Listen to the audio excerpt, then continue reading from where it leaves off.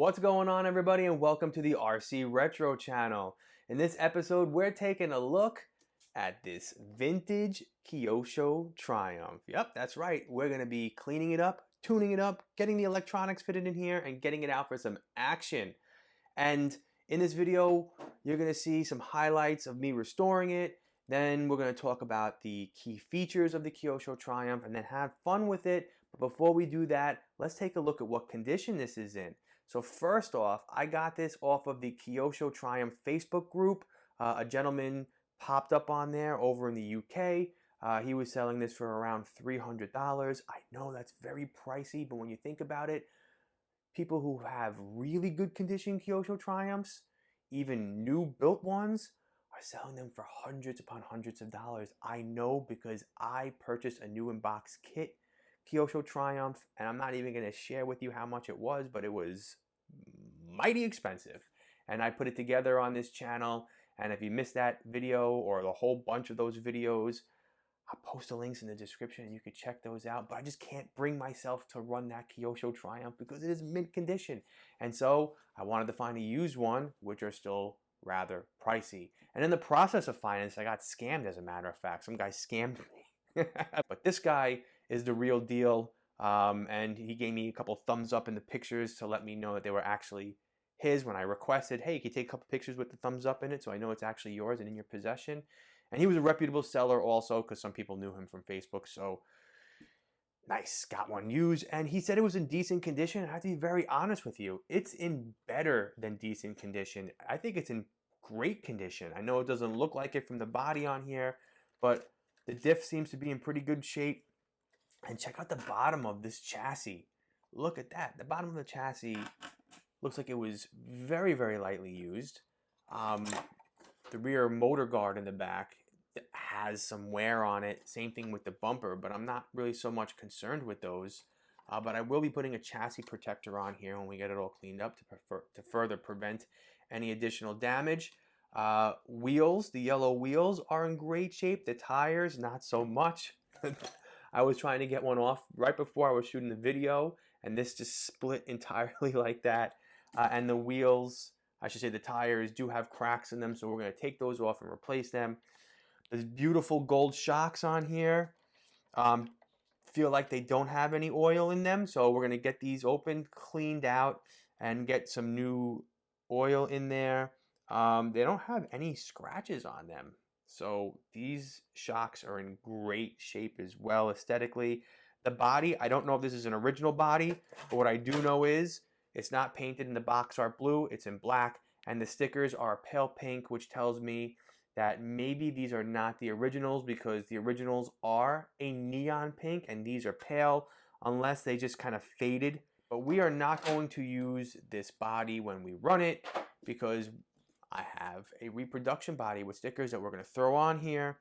But all in all, very happy with the condition. The tie rods on here, are in great shape. They don't have, or I should say turnbuckles. They don't have any scratches from, somebody putting this together the incorrect way and using needle nose pliers to hold these in place. They're not rusted either. And from what I'm looking at, I do not see any stress fractures in the plastic or any cracks, but I won't know for sure until I take this apart in sections and just quickly put it back together just so I can get it cleaned up. But typically, I might find something with the bulkhead or possibly with the bumper in the front because that's typically where you had a lot of stress fractures or cracks because this was a little bit of a fragile two-wheel drive buggy. But yeah, I think this will clean up nicely, nice and quick. We'll get it fitted with a very simple setup in here just to get it out and just have a little fun with it, all right? So let's get to that right now. Enjoy the rest of the video. All right, here's the update where we're at. Took it apart, or at least some parts of the Triumph. And obviously, we're going to take the shocks apart, clean them, and rebuild them. Took the top deck off, which is right here, so I can access the servo. This is a pretty old servo. I'm going to test it out, see if it works. Maybe we could salvage this and use it. The whole gearbox. very easy to take this off. Just 4 screws, 1 screw holding the motor guard on, and there's a long screw that goes through here that attaches to the back of the shock tower right over here. I'm gonna take this apart because if I had both hands and rotated the diff, it sounds a little grindy. So I'm gonna open that up, see what's going on in there, clean it out. And then all your arms drop freely, so that's a good sign. So I'm just gonna go outside with an air compressor, clean this off first, put a little simple green spray foam all over it then, and then spray that off, so that'll get all the dust and, you know, caked on grease and dust off. And like I said, we build this, we build these, probably get a new servo in there, and then off to fitting it with electronics.